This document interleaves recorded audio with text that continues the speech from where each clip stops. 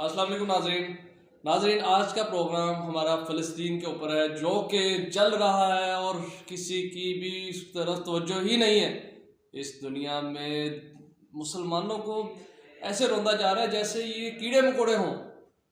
और अफसोस की बात यह है कि कोई भी मुसलमान मुल्क, इस्लामी मुल्क को कोई किसी किस्म का कोई फ़र्क नहीं पड़ रहा, जबकि हम एक एक कौम मुसलमान एक एक मज़हब का नाम है। नाजरीन, ये हमारे लिए कितना लम्हे फ़िक्रिया है नाजरीन। दिल दिल में आप बयान नहीं कर सकता कि दिल इस टाइम क्या क्या क्या क्या क्या करना चाह रहा है, लेकिन मैं आप क्या बताऊं। लेकिन हमारे पास मौजूद हैं डॉक्टर मोहम्मद महबूब साहब, जो कि हमारे इस सूरत हाल पर खुल के वो हमारे साथ तबसरा करेंगे। और हम जी डॉक्टर साहब, मैं टाइम ज़ाया नहीं करूँगा, प्लीज़ हमें बताएं कि इस सूरत हाल पे क्या क्या हो सकता है, क्या कर सकते हैं। बहुत शुक्रिया शेख साहब, आपने मुझे अपने प्रोग्राम में ये मौका दिया।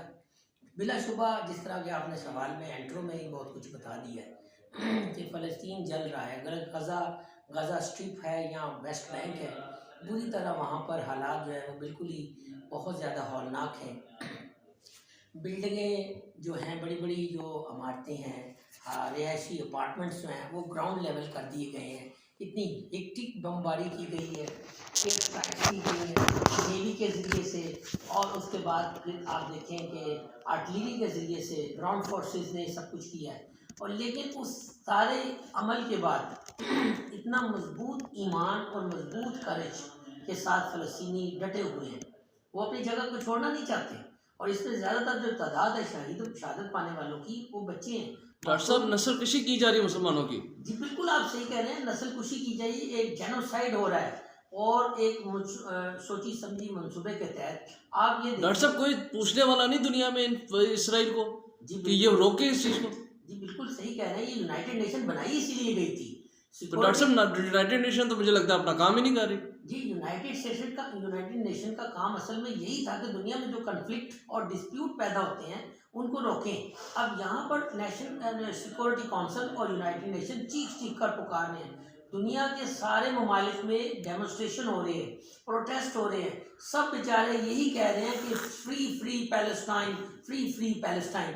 बट वो सरमस्त हाथी, वो इसराइल जो ताकत और नशे में चूर है, जिसे इंसानी इक़दार का, इंसानियत की कोई परवाह नहीं है, वो किसी इंटरनेशनल लॉ को नहीं मानता, वो किसी डिसिप्लिन को डॉक्टर नहीं साहब, मानता। वो इंटरनेशनल लॉ नहीं मान रहा, कैसा मुल्क है वो।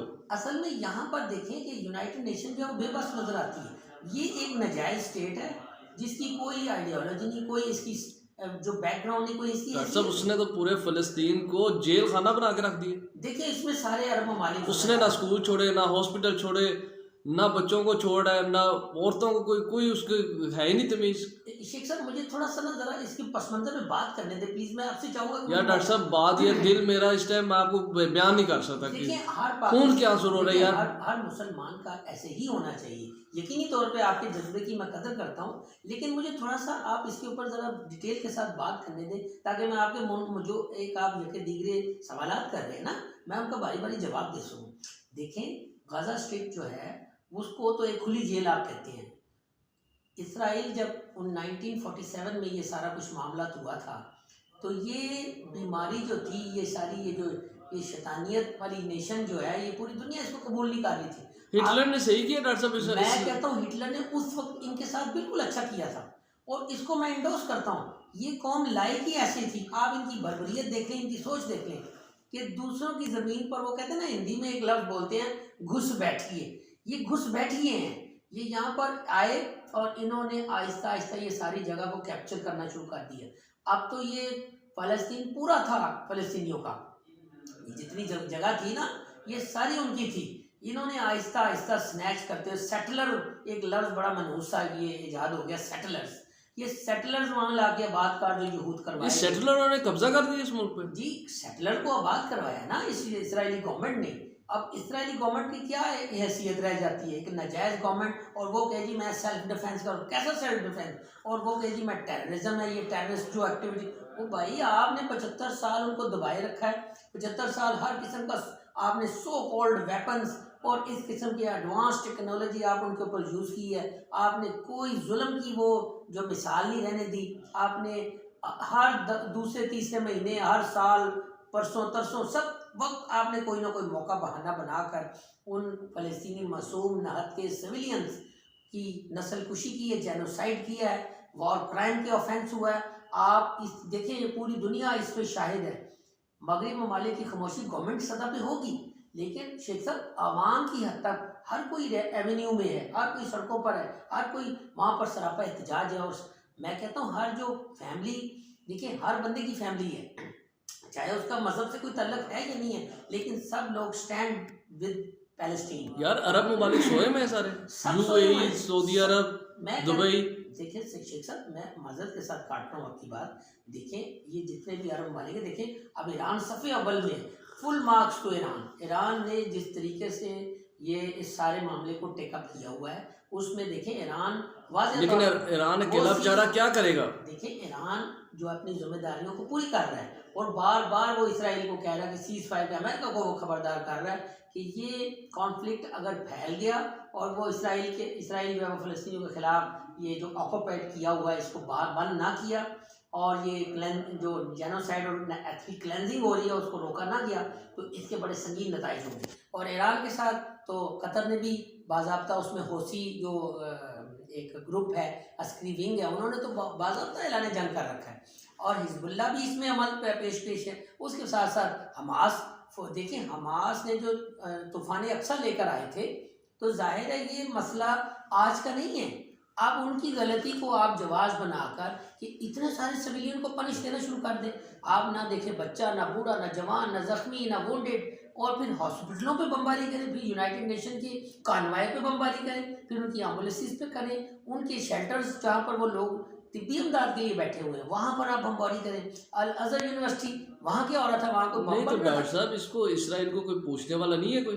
देखिए पूछने वाले हैं, जिनका काम पूछना था वो तो उसके साथ मिले हुए, वो तो उसके साथ इसको जायज़ करार दे रहे।